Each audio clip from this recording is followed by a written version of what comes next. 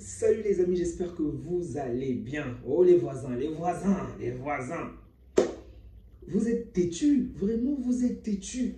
On vous a donné un petit Mallorca pour empêcher qu'on puisse vous ridiculiser en finale. Et vous vous entêtez de nous affronter le dimanche. Vraiment, votre excès de confiance m'étonne. Aujourd'hui, on a voulu que le Real puisse quitter la scène calmement, avec grandeur face à Mallorca. Même au tir au but, on aurait pris. Ils ont voulu aller en finale. C'est bien, venez, venez, venez. Ce dimanche, on va vous chicoter. On va vraiment vous chicoter à un point que vous n'avez vraiment pas compris. On va bousiller complètement votre confiance en vous. Comme ça, la suite de la saison, on va vous marcher dessus encore et encore. Les 4-0 au début de la saison, là, non, n'ont pas suffi. On n'est peut-être pas en forme en ce moment, c'est vrai. On n'est peut-être pas, on ne traverse pas la meilleure de notre période, c'est vrai. Mais contre vous, on va se réveiller encore. Vous allez voir, on va vous chicoter. Ils ont battu Mallorca, ils commencent à crier sur tous les toits du monde. C'est comme si ce sont les maîtres du monde. Sérieux? Bref, ils ont joué contre une équipe qui n'a à aucun moment mis au danger le gardien adverse. Ça n'a aucun sens. Aujourd'hui, on prenait Courtois, on le remplaçait par un mannequin en bois ou en plastique.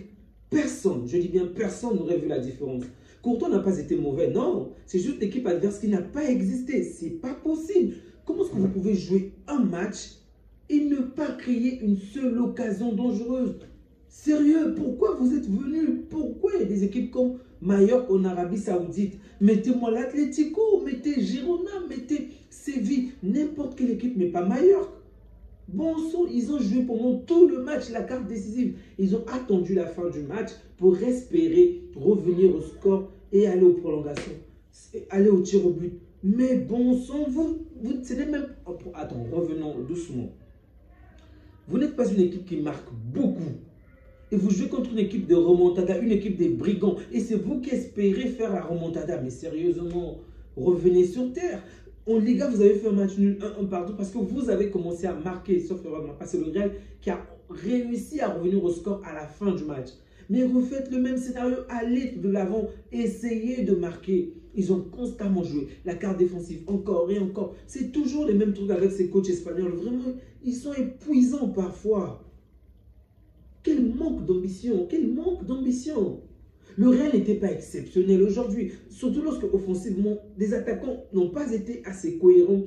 Aucune, comment dirais-je, aucune symbiose entre eux, ok? Individuellement encore, ça pouvait aller de temps en temps, mais il n'y avait pas de symbiose, donc il y avait de quoi faire du mal à cette défense, de quoi faire du mal à cette équipe.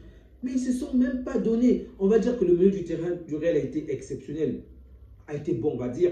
La défense a été peut-être même exceptionnelle, mais en fait, il n'y a juste pas eu un adversaire en face. C'est ça le problème. L'adversaire n'a pas existé. Le milieu du terrain du Real a bouffé complètement ce match, du début jusqu'à la fin. La défense madrilène, on a l'impression que ce sont des titans qu'on a alignés, alors que l'adversaire n'a rien fait. C'était un match ennuyeux pour moi, vraiment ennuyeux, les amis, je vous dis. On va taper le Real en finale, ok, mais j'aurais souhaité qu'il y ait vraiment un semblant d'adversité, ok. Le seul, on va dire, le seul point dans tout ce match, je me demandais juste de quelle manière ce match, quel serait le score en fait du match, ok. En attendant peut-être les pénaltys si jamais il devait avoir un score de parité, mais Mallorca ne m'a donné aucune envie, aucune. Ils étaient tellement nuls. Mais du côté du Real, il y a également des joueurs qu'il faut vraiment signaler, qui ont vraiment été bons. Déjà Vasquez, pour moi, c'est peut-être l'un des meilleurs. Vasquez a fait un très bon match et le fait que Rodrigo puisse marquer à la fin du match, même si selon moi Rodrigo n'a pas fait un bon match, c'était une récompense pour Vasquez. Vraiment, Vasquez, passeur décisif, bravo à Vasquez. Tchouaméni également a fait un bon match. Une fois encore, Tchouaméni dans la défense centrale fait un bon match, vraiment rien à dire. Je crois qu'il est sorti sur blessure, je pense, il a peut-être un petit pépin. Mais Tchouaméni également a fait un bon match, bravo à lui. Valverde, comme je vous ai dit, on aura l'impression que tout le monde a fait un bon match. Et oui, c'est évident, on va dire que tout le monde a fait un bon match, mais c'est l'adversaire qui a tellement été faible. Valverde également a fait un bon match. On passe.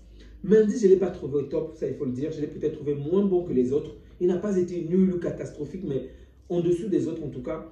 Au milieu du terrain, Camavinga, mais c'est une pépite qui ne mérite pas d'être au Real.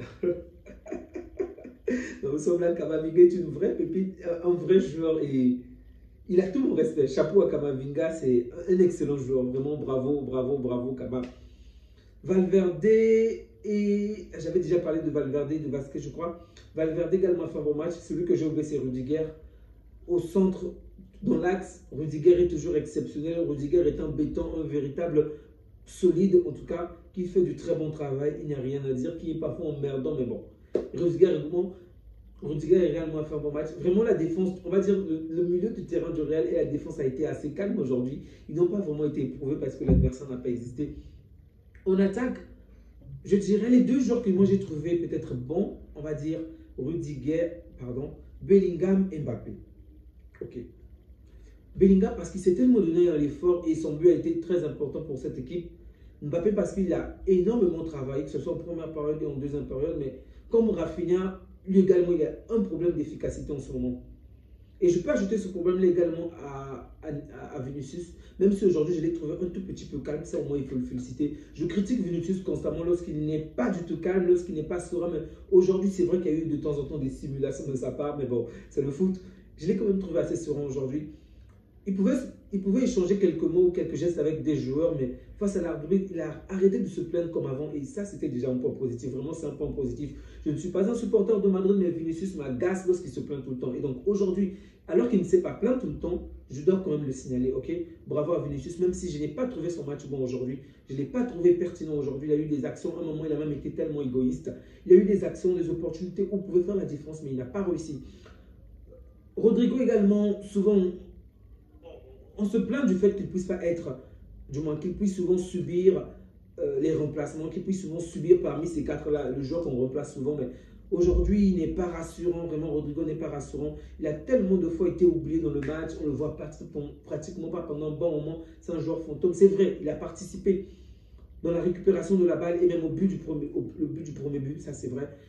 Et c'est lui qui marque le troisième but, mais en toute sincérité, le match était déjà plié lorsqu'il marque son troisième but, donc il n'y a pas énormément d'impact par rapport au troisième but.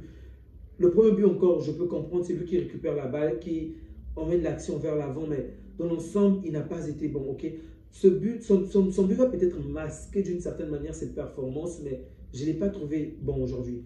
Donc pour moi, les joueurs qui n'ont pas été à la hauteur sont Vinicius, Rodrigo et Mendy. Ils n'ont pas été à la hauteur. Brahim Diaz a fait une très bonne entrée, il est rentré, il a fait la différence, vraiment bravo, bravo, bravo à Brahim Diaz. Ça m'énerve, vraiment ça m'énerve. Voir le Real gagner est une chose, mais espérer au moins que l'adversaire puisse titiller cette équipe, les épuiser en fait. C'est la moindre des choses. Et ça m'énerve parce que nous, on a joué contre une équipe qui nous a épuisés hier. Eux, on a l'impression qu'ils sont venus juste faire une petite balade, allons petit. Ils se sont promenés. En fait, le score aurait été même plus important s'il y avait de bonnes combinaisons entre Mbappé, Vinicius et Rodrigo. Parce que, à un moment du match, tu te rends compte que tout le monde a joué du côté gauche. Vinicius était, on va dire, assez intéressant lorsqu'il était au côté gauche. Lorsque ce n'est pas Vinicius, c'est Mbappé qui se retrouve au même côté. C'est au moment où il était intéressant. Ensuite, Rodrigo, tout le monde veut jouer du même côté. Mais demandez à l'arbitre, demandez au coach de vous mettre tous là-bas si c'est comme ça. Et donc là, on compte au moins 3 joueurs du côté gauche. Si on ajoute peut-être Mendy également, le latéral, qui va également aller dans cette direction-là, on pourrait dire 4 joueurs. Ça n'a aucun sens. Il y a d'autres côtés, bon sang. Je ne sais pas ce que Pérez doit faire, mais il faut qu'il trouve un moyen. Vraiment, ce n'est pas cohérent que tout le monde puisse être bon d'un seul côté, que toute l'équipe puisse jouer d'un seul côté. Ça n'a aucun sens. Vraiment aucun. Bref. Ils ont gagné. C'est mérité. Vraiment, c'est une victoire largement méritée. Mallorca n'est pas à la hauteur. Ça m'a tellement énervé. Mallorca ne mérite même pas d'être là. J'aurais vraiment souhaité voir l'équipe de Griezmann à la place, l'Atlético à la place. J'aurais souhaité voir une autre équipe à la place, mais pas Mallorca, parce que Mallorca a été dégueulasse. Bref. On va affronter le Real le 10. Pardon. On va affronter le Real ce dimanche. Et c'est peut-être ça la seule bonne nouvelle de la soirée. Les chicotés, encore une fois, ça serait l'idéal, vraiment. Gagner, ça serait une bonne chose. Les chicotés, ça serait mieux qu'avec un score assez large. Donc, les amis, on se dit à bientôt pour le grand classico. OK? L'année va bien commencer avec le classico. OK? C'est chaud, c'est chaud. Les amis, je ne vous demande pas souvent, mais j'en ai vraiment besoin. N'oubliez surtout pas de liker, de partager la vidéo. Ça fait toujours plaisir. C'est grâce aux likes, c'est grâce aux commentaires que la chaîne progresse. Donc, n'oubliez pas de laisser un petit like. C'est gratuit pour vous, ça ne vous coûte absolument rien. Mais c'est très important pour moi, c'est très important pour l'évolution de la chaîne. Donc, un petit pouce bleu, juste ça. Merci encore les amis. Prenez bien soin de vous ainsi que des vôtres et on se dit à bientôt. Que Dieu vous garde. Ciao.